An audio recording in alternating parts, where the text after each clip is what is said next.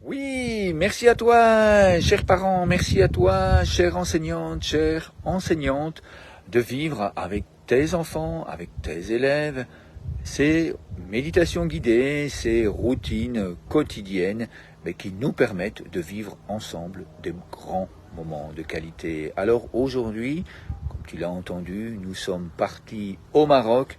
Eh bien, ça nous apporte à nous la possibilité mais, de travailler énormément au point de vue pédagogique, au point de vue des sciences, au point de vue des mathématiques, au point de vue de la géographie. Ça nous permet de nous ouvrir au monde.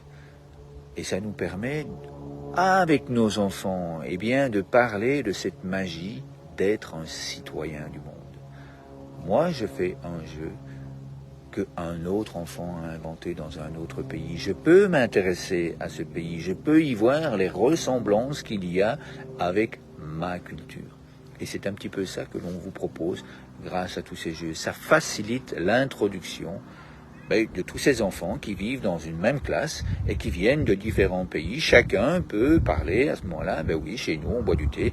Et vous pouvez inviter les parents, ou les parents, vous pouvez aller en classe, venir parler de votre culture, parler de votre climat, parler de la cuisine, parler un petit peu de la richesse touristique, de la richesse historique.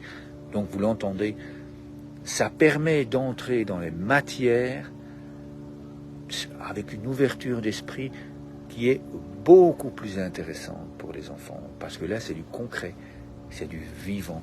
Il y a un enfant dans ma classe qui vit au Maroc, eh bien, hop, je peux facilement en discuter. Et si on est au Maroc, eh bien, on peut s'intéresser où se trouve la ville.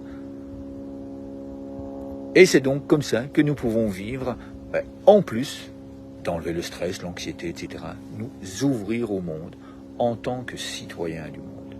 Et c'est ça qui nous permet de nous unir les uns les autres, car on apprend à se connaître tout simplement. Merci à vous, à demain pour un autre jeu.